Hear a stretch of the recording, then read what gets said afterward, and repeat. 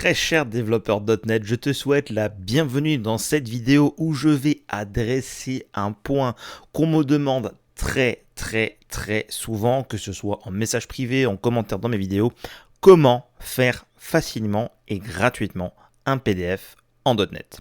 Si tu aimes ce que je fais et que tu veux soutenir mon travail, n'hésite pas à lâcher ton pouce bleu sous la vidéo. Tu peux également ajouter un commentaire pour partager ton avis sur la vidéo, ça aide beaucoup au référencement de la vidéo. Si tu n'es pas encore abonné à ma chaîne, je te suggère de le faire. Au plus j'ai d'abonnés, au plus ma chaîne est mise en avant, au plus je ferai du contenu intéressant autour de Techno.net. Et si tu veux plus de contenu autour de Techno.net, tu peux t'abonner à ma chaîne en tant que membre premium. Tu dois voir sous le bas un bouton rejoindre ou quelque chose comme ceci qui te permettra donc d'avoir accès à une collection de 30 au jour d'aujourd'hui vidéos privées autour de .NET où je te partage des astuces à haute valeur ajoutée pour la création de code performant avec le résultat de mes expérimentations. Et si tu veux plus de contenu professionnel, j'ai envie de dire, autour des techno.net, tu peux te rendre sur ma plateforme htslearning.com. Tu as le lien dans la description et également ici à l'écran. Et tu trouveras là-bas tout mon catalogue de formation en VOD. D'avant, je te remercie de ton soutien. Dans cette vidéo, je vais te montrer comment faire des PDF avec un outil extrêmement facilement. Je vais commencer par l'installer, gérer les packages NuGet. Et ce package, c'est Quest PDF. Alors, je trouve que cet outil est un des plus simples à utiliser de par le fait qu'il soit gratuit. À titre personnel, les PDF que j'ai faits dans des projets professionnels sont basés sur ce que m'offre DevExpress. DevExpress, si tu ne le connais pas, sans vouloir faire de pub, je n'ai absolument aucune affiliation avec eux. C'est un fournisseur de composants pour WPF, WinForms, ASP.NET et ainsi de suite. Et dans les composants qu'ils fournissent, il y a un éditeur de PDF. Et cet éditeur de PDF a l'avantage d'être un éditeur WYSIWYG, donc what you see is what you get. En gros, on va pouvoir placer des éléments avec un designer et avoir la possibilité de faire un PDF. Et par exemple, un des projets que j'ai fait aujourd'hui, qui est librement accessible sur Internet, tu as le lien dans la description, qui est donc le projet Tropics, qui a donc pour but de référencer, d'être un annuaire des bois tropicaux avec leurs caractéristiques, utilise DevExpress pour générer les PDF d'une fiche d'un bois. Donc si ça t'intéresse de voir le rendu PDF de DevExpress, tu peux aller sur ce site-là, chercher un bois, par exemple Abarco, je te mets ici le nom à l'écran, et si tu cherches ça, tu vas arriver sur une fiche, et tu vas avoir un bouton PDF en haut à droite que tu peux télécharger, et tu verras grosso modo le rendu avec DevExpress, qui en soi n'est pas, il n'y a rien de magique à ça, mais c'est juste que c'est payant. La licence DevExpress coûte 1000 € à l'année pour la licence la plus basse, qui est donc pour un seul type de composant. Après, si tu veux monter en grade et avoir des composants pour toutes les plateformes, il faut payer plus cher. D'où je te présente Quest PDF. Alors Quest PDF est assez intéressant. Donc si on va sur le site, on arrive donc sur ce site-là et on peut voir ici qu'on a un élément pricing. Donc ce qu'il faut retenir par rapport à ce que je vais te présenter, c'est que on va utiliser la licence communautaire qui est OK, si tu es développeur individuel, si tu le fais dans le cadre d'un petit projet ou pour des choses qui ne sont pas forcément payantes. Mais en gros, si la société pour laquelle tu fais le développement fait plus d'1 million de dollars de chiffre d'affaires annuel, tu devrais passer sur une version sous licence. Typiquement, par exemple, celle-ci, la professionnelle, c'est, j'ai envie de dire, que 500 $ par an, plus une taxe éventuelle, donc typiquement la TVA ou autre. Ça va te permettre de te familiariser avec l'outil avec la licence communautaire. Donc une fois que j'ai installé Quest PDF, je dois lui dire que je travaille avec la licence communautaire. Pour ça, questpdf.settings.license est égal à Community. On peut voir qu'on a Professional et Enterprise. Vu que je n'ai jamais acheté cet outil, je ne peux pas te dire comment est-ce qu'on peut définir une autre licence. Donc si jamais tu l'as fait dans le cadre de tes projets ou que tu as une expérience là-dessus, n'hésite pas à laisser un commentaire pour que ça profite à tout le monde. Ici, on va utiliser la licence communautaire. À noter que si on ne rajoute pas cette ligne-là, lorsqu'on va vouloir générer un PDF, on va avoir une exception, parce qu'en gros, ils vont expliquer que ils font confiance à leur communauté, qu'il faut mettre cette ligne-là pour utiliser la version communautaire et ne pas essayer de truander le système de licensing parce que sans les revenus de la licence, cet outil n'existerait pas. Et on va voir qu'il y a un truc qui est vachement pratique à côté, qui est enfin vraiment bien, je t'en parlerai juste après. Donc comment est-ce qu'on fait un PDF? C'est enfantin, mais il faut avoir une logique par code. Alors en fait, par exemple, pour faire un parallèle, tu peux par exemple, avec .NET MAUI, créer des applications mobiles et desktop avec du XAML. Le XAML, c'est grosso modo un langage de balisage, un petit peu comme le HTML, qui va te permettre de mettre en forme tes différentes pages et tes différents écrans. Mais tu peux très bien, en MAUI, te passer totalement du XAML et tout détailler en C#, en faisant des créations de composants à la main et tout en C#. Et bien en fait ici avec Quest PDF, c'est exactement cette approche-là qu'ils ont fait, c'est-à-dire qu'on va tout décrire en C#. Donc ici, je vais créer un document avec la classe document. Alors attention, la classe document qui vient bien de questpdf.fluent et non pas de reflection metadata. Attention à l'import de using qui pourrait être automatique. Et là, on va faire create, comme ceci. Alors le create va prendre en paramètre une lambda qui va te permettre de configurer comment ton document va être généré. Et dans cette lambda, ce qu'on va faire, c'est qu'on va décrire ce qu'on va vouloir mettre dans le PDF de haut en bas.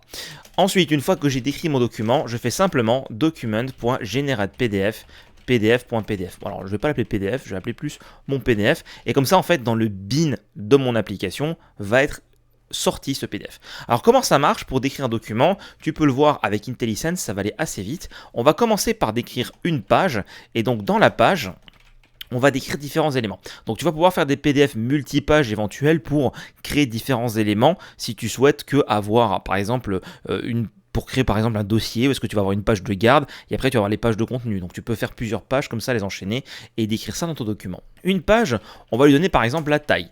Et donc la taille qui est ici attend en paramètre soit des dimensions, donc tu vas pouvoir définir de façon explicite la hauteur, la largeur et le type d'unité pour calculer ça, comme par exemple faire une taille bien précise, mais pour les pages les plus courants, on va utiliser page size avec un S, et là on va retrouver les types de pages les plus courantes, comme par exemple la fameuse page A4 qui représente notre page de papier tout à fait classique pour un PDF, c'est exactement celle qu'il nous faut. Et comme tu le vois, en fait, c'est assez fluide de décrire ton PDF. Ensuite, par exemple, tu vas définir que tu vas mettre une marge tout autour de ta page. Donc par exemple, là, on va le faire de façon explicite. On va dire que je veux une marge de 3 et donc ici, je vais préciser centimètres, comme ceci. Et tu vois, ça va très très vite dans la description. Donc bien entendu, tout ça ne s'invente pas. Si jamais tu as besoin, je trouve que leur documentation est extrêmement bien faite. Tu vas dans Documentation, API Reference, et là sur la gauche, tu as tous les éléments. Donc je vais t'en montrer certains, mais si jamais tu vas aller plus loin, et ce sera peut-être le cas si tu veux faire des PDF un peu plus avancés que ce que je vais faire là dans la démonstration, eh bien tu vas aller sur le site pour voir les informations. Ensuite, une fois qu'on a défini la taille de la page et la marge typiquement pour l'impression, on peut faire par exemple un page color. Donc ici, pour les couleurs, on va avoir Colors qui va me permettre de trouver un ensemble de couleurs par le biais en fait de constantes. Donc par exemple, on a white, transparente et black.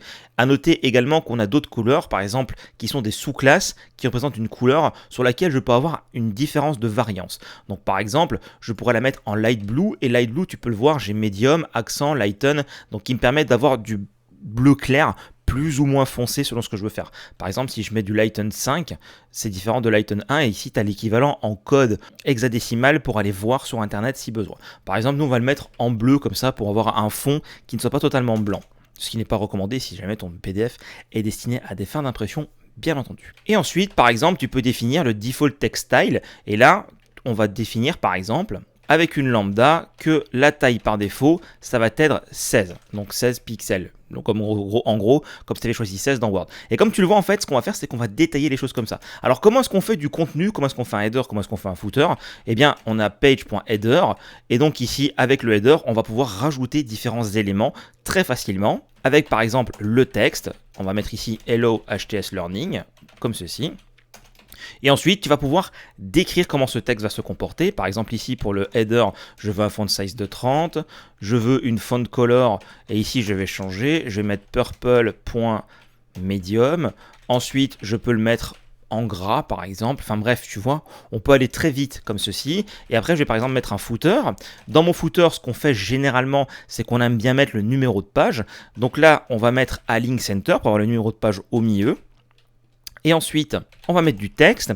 Alors pour le texte, ici, tu as remarqué qu'on peut directement passer le texte comme ceci, mais on peut aussi préciser avec le texte une lambda, comme ceci, qui est un texte descriptor. Et en fait, sur le texte descriptor, l'avantage, c'est qu'on va avoir des éléments qui sont liés au contexte où tu te trouves. Par exemple, le current page number va te retourner la page courante. Ensuite, tu peux dire, je rajoute un span, et ici, je vais avoir par exemple le total page, comme ceci.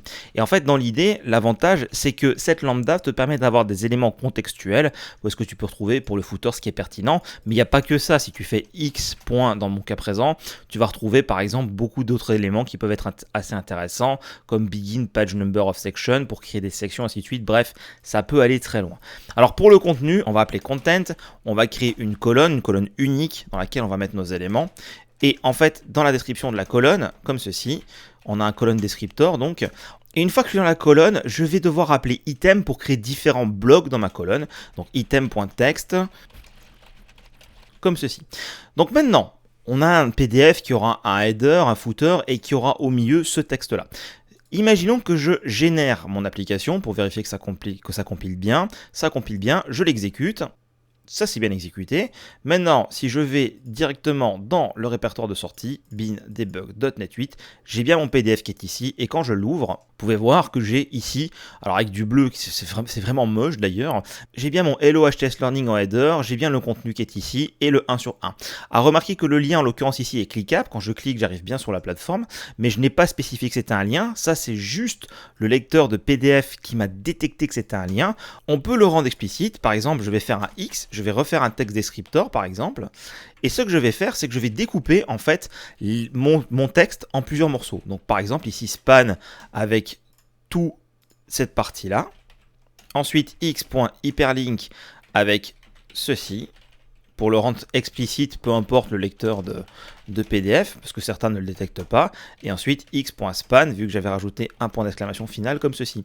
Et donc en fait, comme tu le vois, je peux aller constituer des éléments de texte qui sont un peu plus complexes, on va dire, comme que du simple texte brut, en utilisant encore une fois le descripteur. Ici j'avais des éléments de contexte et là je peux aller un peu plus loin dans le descriptif. D'ailleurs je vais de suite changer ce bleu en le mettant en lighten 5 peut-être pour que ce soit un peu moins violent. Alors ce qui est assez bien avec cet outil, c'est que là comme tu le vois on fait des modifs et on va être obligé de recompiler l'application pour aller retourner voir le PDF, voir s'il a bien été changé. En fait il y a un outil extrêmement pratique, donc je vais retourner sur le site.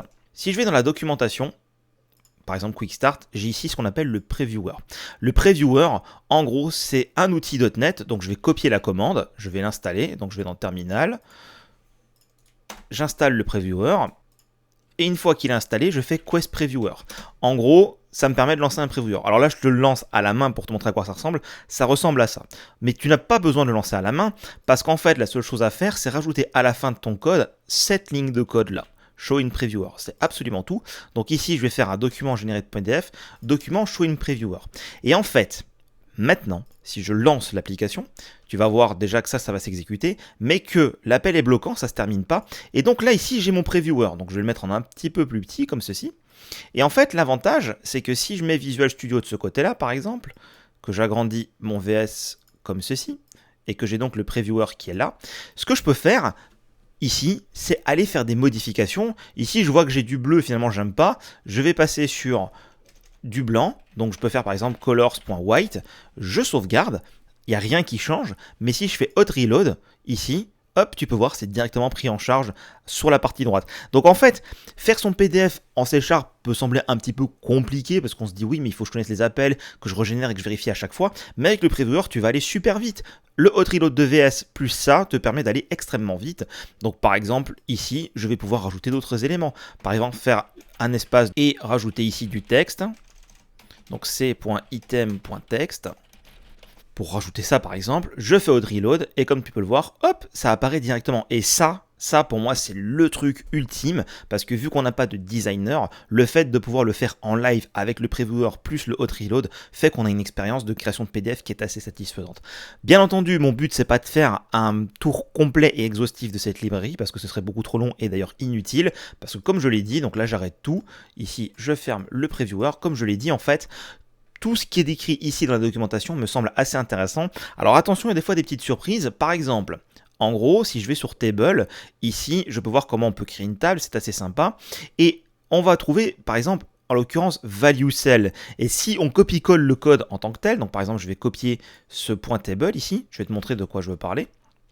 Donc je remets en grand, je fais donc un c.item.table. Tu peux voir que label cell et value cell ne compilent pas, tout simplement parce qu'en fait il faut chercher plus dans la documentation. Ce sont des méthodes d'extension, ils le mettent ici extending DSL, ce sont des exemples de méthodes d'extension. Et donc quand tu vas ici, tu vois une méthode d'extension qui étend le comportement de base du générateur de PDF pour rajouter des méthodes d'extension. Donc fais attention à ça avec la documentation, de ne pas juste te contenter de regarder le code sans lire ce qu'il y a au-dessus et de simplement copier-coller, parce que des fois, ils utilisent des choses qui, comme là dans le cas de la table, moi je l'ai rencontré, ils utilisent des méthodes d'extension et tu pourrais chercher inutilement pour rien. Quoi qu'il en soit, je trouve que Quest PDF est un très bon outil pour créer des PDF facilement. Je trouve ça assez explicite la façon de le décrire. N'oublie pas qu'il y a une licence qui est associée, donc Community c'est ok, mais si jamais tu l'utilises en cadre professionnel, respecte la licence parce que les créateurs de ce type d'outils et de package ont besoin d'être supportés dans leur travail. Donc n'hésite pas à apporter ton soutien si jamais tu le fais dans le cadre d'une entreprise, parce que 500 $ pour l'entreprise c'est vraiment rien du tout. Et comme je te l'ai présenté, tu as également cette super fonctionnalité qui est le Previewer. Vu qu'on n'a pas de designer et qu'on fait tout en code, eh bien le Previewer te permet d'être vraiment efficace dans la création de PDF. J'espère que cette vidéo t'a plu et que maintenant tu sais comment faire facilement, gratuitement des PDF en .NET. Dans tous les cas, je te remercie d'avoir regardé la vidéo et je te dis à bientôt pour une prochaine vidéo autour des technos .NET.